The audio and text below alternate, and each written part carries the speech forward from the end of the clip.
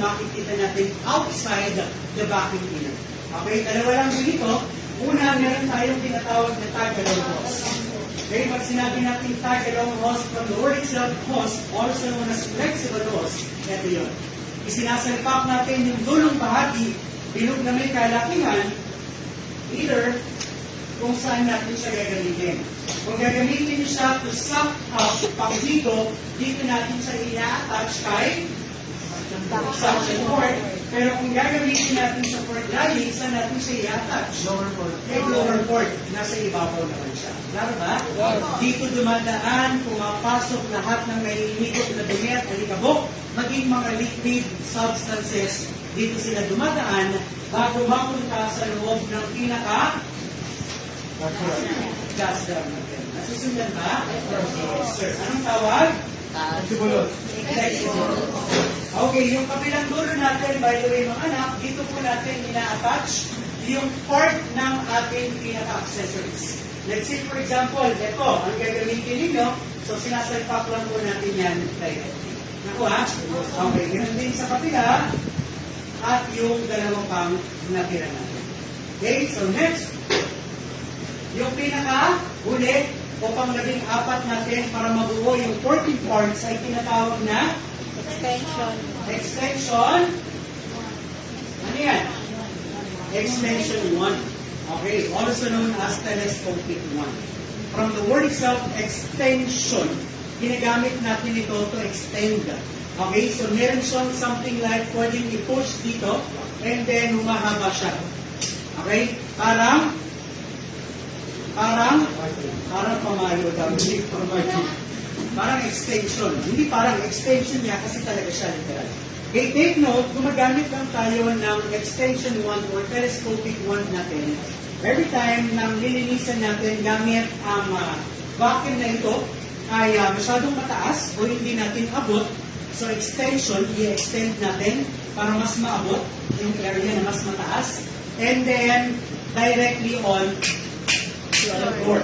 Okay, kasi kung wala tayo nito, imagine, hose lang yung hawak mo, naka-attach yung pinaka-vacuum accessory mo, para sa floors, yun yung kung ng todo, masakit ito sa balakang. Para ma-prevent, maiwasan, ma-avoid ito, gumagamit tayo ng extension 1. So ito lang, yung pagyuko natin. Ano yung posture natin? Yes, sir. Okay, and then also dun sa mga ilalim, yung mga hard to reach area. Halimbawa, yung kama may kabigatan, hindi mo kayang i-move into other place para ma-vacuum ng maayos yung ilalim. So better kung gamitan natin ng extension para mas malalim yung naaabot ng pinaka-vacuum cleaner. Another take note, hindi tayo gumagamit ng vacuum, hindi tayo gumagamit rather ng extension 1 kapag yung vacuum natin ay body level lamang.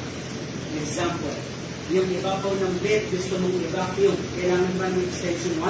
Hindi na po. Kasi nga, Hindi na po. yung upuan, body level hindi. Hindi na po. Kailangan gumamit. Hindi na po. Try to imagine kung gumamit ka ito, instead of using your hand, ito na siya, mano-mano. Di ba? So gumamit ka nito, ganito pa magiging itsura mo. Mas mahirap. Kasi itawan nyo. Mas mahirap. Tama ba? Yes. So anong tawag? Extension 1. Ano to? Extension 1. Isa-isayin natin. Ano to? Extension 1. Kasan ano to? Extension 1. Next one? Flexible hose. Ha? Flexible hose. Ito? Filter brake. Filter hazard. Filter? Valve. Or dash? Valve. Okay, kabuuan? Body section. Okay, this one. Gas drum. Ha? Gas drum. Flexible lock. Accessory holders. Suction. Open ng gulong. Master wheel. Master.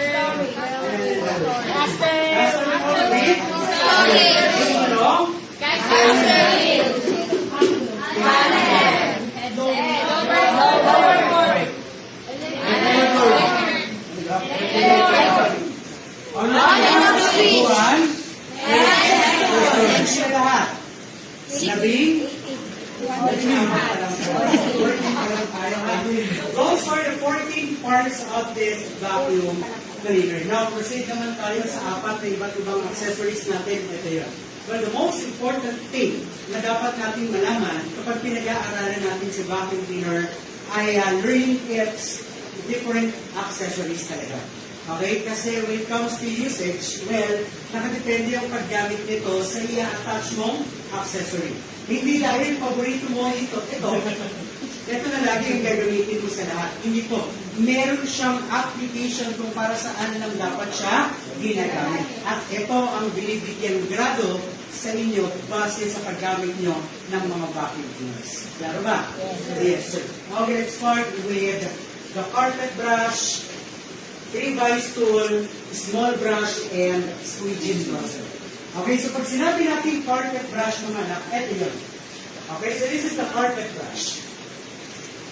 Basta nakakita kayo ng ganitong itsura, tapos meron siyang something like switch sa ibabaw, ang tawag natin dito ay carpet brush, also known as power head. Maraming itsura nito. Merong pahaba, merong bilog, merong pa letter S, may pa W. Depende sa design o modelo ng manufacturer na nagbuo ng accessory nito. Pero kung paano natin ma-identify na carpet brush or power head siya?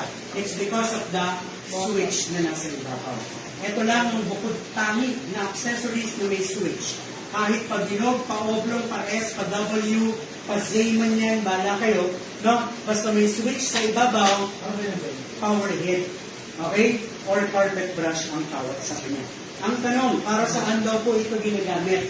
Okay, sabi natin, from the word itself, carpet brush, well, recommended or ginagamit talaga natin ito to vacuum those carpeted area. Pag sinabing carpeted, ito yung mga sahig na may carpet. Kasi nga, carpeted. Tama ba? Okay, eh ano naman ang purpose ng backward natin? Once na naka-forward, designed to use for carpeted. Pero pag naka-backward, nagbabago ang buhay niya. Pwede na natin siyang